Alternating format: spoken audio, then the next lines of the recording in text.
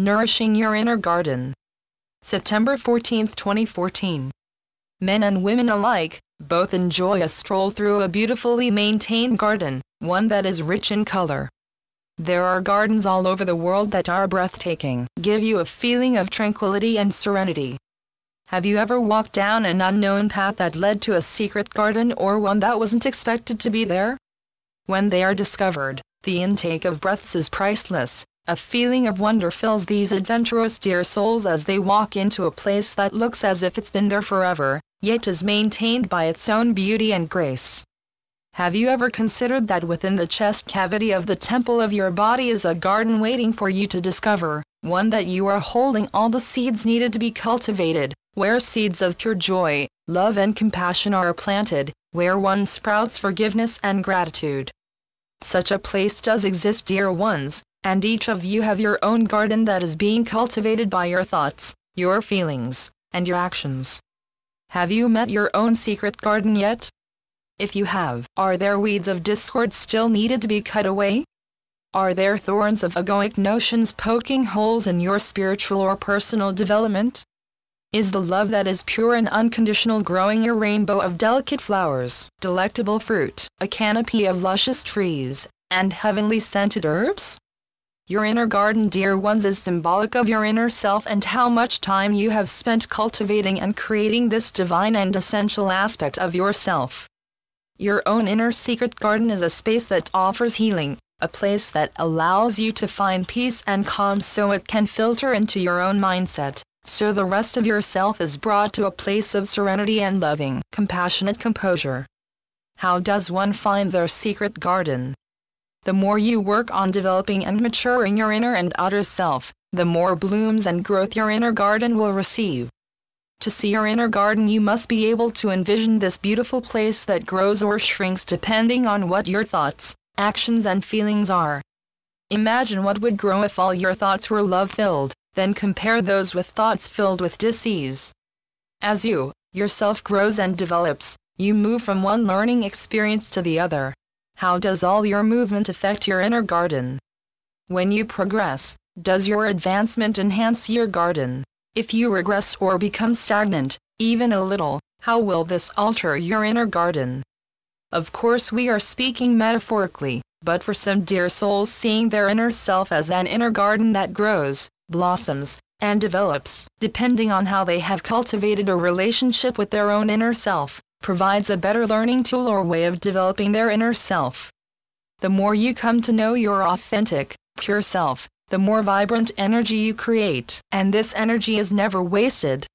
This creative, vibrant energy helps to blossom your own life and its current direction. It shows you what needs to be let go, in order to make room for new and to bring balance into all areas of life. Even though your life is busy and you have many temptations to overcome, doesn't mean your life is meant to be filled with one drama after another. You do have a choice to cultivate a life that is simpler, filled with love and peace at every step. You can bring that inner garden into all things that you are part of. When you are responding or reacting in a non-loving manner, the less vibrant you become. At those moments you can fill your thoughts with blossoms that are bright, that bring joy and peace. You can see what clutters your overthought mind and weed out what is not necessary. Allow your good, loving thoughts be the bright, beautiful flowers that are lovely and fragrant. As you change your thoughts, feelings and actions, you also change what is growing in your inner garden.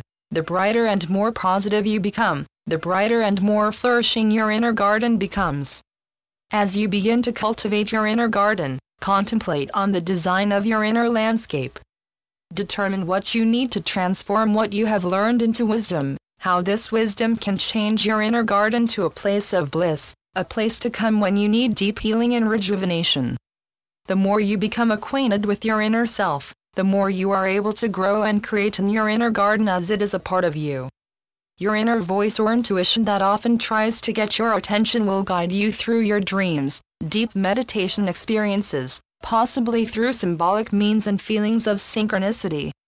When you pay attention to your inner voice, which is your inner gardener, the one that helps make your garden grow, she'll continue to guide you and alert you when you are needed to be cautious. Become respectful of this great inner guide, this part of you that often gets ignored and overlooked. Get to know your inner voice. Allow yourself to become acquainted with the wisdom that this inner gardener has always had to offer. Remember, your controlling mind will want to control your actions, but the serene and wise inner voice, the inner gardener of your inner self, will encourage you to quiet so you can hone in on the stirrings of your heart and spirit, so you may become aligned with the deepest part of yourself. Your beautiful and always creating inner self and voice will try to alert you about other people. You may get a strange feeling of dread wash over you, a sudden chill of discontent. This is your inner gardener, your inner voice encouraging you to stop and to pay attention. Sometimes she will come to you in dreams or visions, giving you vivid dreams and images of warning, and of how to move away from the warning and to continue to progress forward. What is the hardest, dear ones, is deciphering the dreams, as they can take on many meanings. To plant the best inner garden, dear ones, we suggest you begin with planting seeds of unconditional love, compassion, and peace. By intentionally planting such seeds, you are providing yourself with the ability to continuously nourish them, to cultivate them on a daily basis through your own actions, thoughts, and feelings. Pay more attention to what is going on inside that busy mind of yours. Question your thoughts. Are your thoughts kind, helpful, and loving as you mingle with others or when you are by yourself? As you are planting seeds in your inner garden, we offer a few planting suggestions. Consider planting seeds of creativity, respect, bravery, appreciation, and any other seeds that flourish under love's care. The landscape of your inner garden can be filled with beauty and symbols that reflect your heart-filled wisdom, and your divine aspect and calling. Learn to quiet the overload of mental chatter so inspiration can enter your thoughts. Meditation and dreaming allows your mind to relax so you can be guided by the inspirations of your inner self. Learn to attune to the highest of energy and vibration, and work within those levels. Become the master of your own inner garden and allow your inner garden to bring bliss into all areas of your life. As your inner garden grows and develops, continue working at maintaining a relationship and connection with the gardener of your inner garden, your intuition or inner voice. She is there to guide you, and to show you the direction of your heart. Learning to listen and to act upon her guidance is the biggest challenge for many dear souls, as they are still struggling to lose the grip of their controlling mind that has been filling them with egoic thoughts and ways for a long time. Remember, dear ones, your intuition is a gift from God. It is there in each of you. It is the part of you that carries the spark of wisdom of your divine, glorious self. When you get certain warnings or feelings, it is important to pay attention to them, as your inner voice or intuition is trying to tell you something. Your inner gardener also provides you with all the information you need to make the best choice for any decision. Becoming more aligned with this divine aspect of your deeper self also deepens your connection with all of your inner space, with your inner self and of your inner gardener. Because of the highs and lows life brings you, it is vitally important to remain grounded as often as possible. It can be easy to become ungrounded as you converse and mingle with many diverse personalities. Life can be messy and hard. You know this because you have survived many hardships already. Remember to weed out the parts that are done and over. Every weed you remove gives room for something beautiful to grow, something that comes from unconditional love for yourself and for the world you live in. Whenever possible, take your shoes off and feel the grass, dirt, or sand beneath your feet. Allow nature to heal you from her garden, even if that garden is just a patch of grass. Harmony can be realized and reclaimed as you continue to work on your inner self, aligning with the nature of who you are, and with the natural beauty of the living world around you, through long walks and time in solitude that allows you to contemplate, to think, to put things in their place, where one figures out what needs to be weeded out and what needs more attention. Your inner garden is your inner sanctuary. How it develops all depends on you. But we can see all the good you can bring into the world, just by changing your thoughts.